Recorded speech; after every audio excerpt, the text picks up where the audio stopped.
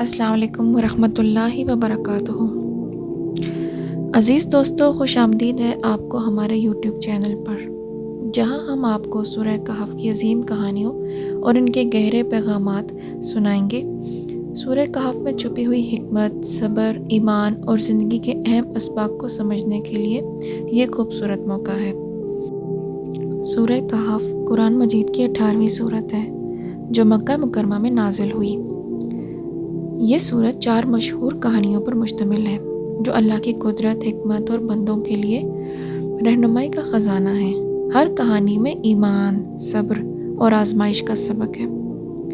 سب سے پہلے جو واقعہ سورہ کہف میں بیان کیا گیا ہے وہ اصحاب کہف کے بارے میں ہے، یعنی کہ غار والے۔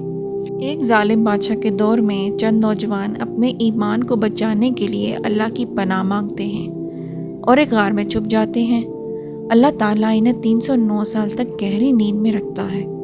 جب وہ جاگتے ہیں تو دنیا بدل چکی ہوتی ہے۔ یہ واقعہ اللہ کی قدرت اور اس کے بندوں کے ساتھ حفاظت کا عملی مظہر ہے۔ اس کہانی میں یہ سبق ملتا ہے کہ جب بندہ اللہ پہ بھروسہ کرتا ہے تو اللہ اس کی حفاظت کرتا ہے، چاہے حالات کیسے ہی کیوں نہ ہوں۔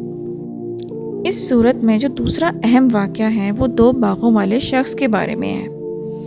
اس شخص کو اللہ نے 2 سرسبز باغ عطا کیے تھے، لیکن وہ اپنے مال و دولت پر غرور کرنے لگا اور آخرت کو جھٹلایا۔ وہ غریبوں کو حقیر سمجھتا اور کہتا کہ یہ نعمتیں ہمیشہ رہیں گی۔ اللہ نے اس کے باغ تباہ کر دیے تاکہ وہ جان لے کہ سب کچھ اللہ کے قبضے میں ہے۔ یہ واقعہ ہمیں یہ سکھاتا ہے کہ دنیاوی نعمتیں عارضی ہیں اور انسان کو ہمیشہ اللہ کی نعمتوں پر شکر گزار رہنا چاہیے۔ سورہ الکہف میں تیسرا اور اہم واقعہ حضرت موسیٰ علیہ السلام اور حضرت خضر علیہ السلام کے بارے میں ہے۔ حضرت موسیٰ علیہ السلام نے اللہ سے علم حاصل کرنے کی خواہش کی تو اللہ نے انہیں حضرت خضر علیہ السلام کے پاس بھیجا۔ دونوں نے سفر کیا اور دوران سفر کچھ عجیب واقعات رونما ہوئے۔ ایک کشتی کو خضر علیہ السلام نے نقصان پہنچایا، ایک لڑکے کو قتل کیا اور ایک دیوار کو درست کیا۔ جب حضرت موسیٰ علیہ السلام نے ان واقعات کی وجہ پوچھی تو خضر علیہ السلام نے بتایا کہ یہ سب اللہ تعالیٰ کے حکم اور حکمت کے تحت ہوا ہے۔ اس کہانی کا سبق یہ ہے کہ اللہ کے ہر فیصلے کے پیچھے حکمت ہوتی ہے جو انسان فوراً سمجھ نہیں سکتا۔ اس صورت میں چوتھا اور آخری واقعہ حضرت ذوالقرنین کے بارے میں ہے۔ حضرت ذوالقرنین ایک نیک بادشاہ تھے جنہیں اللہ نے زمین پر طاقت اور انصاف قائم کرنے کا اختیار دیا تھا۔ انہوں نے یاجوج اور ماجوج کے فساد کو روکنے کے لیے ایک مضبوط دیوار بنائی تھی۔ یہ واقعہ اس بات کی طرف اشارہ کرتا ہے کہ نیک حکمران انصاف اور عوام کی بھلائی کے لیے کام کرتے ہیں۔ سورہ الکہف کی بہت فضیلت بیان کی گئی ہے۔ اس میں کوئی شک نہیں کہ جمعے کے دن سورہ الکہف کو پڑھنے کی بہت اہمیت ہے۔ احادیث سے ثابت ہوا ہے، جیسے صحیح مسلم سے روایت ہے کہ حضرت ابو سعید خدری رضی اللہ تعالیٰ سے مروی ہے کہ رسول اللہ صلی اللہ علیہ وآلہ وسلم نے فرمایا، جو شخص جمعے کے دن سورہ کہف پڑھے اس کے لیے ہفتہ بھر کی روشنی اور ہدایت اسے ملتی ہے اور اگلے جمعے تک وہ محفوظ رہتا ہے۔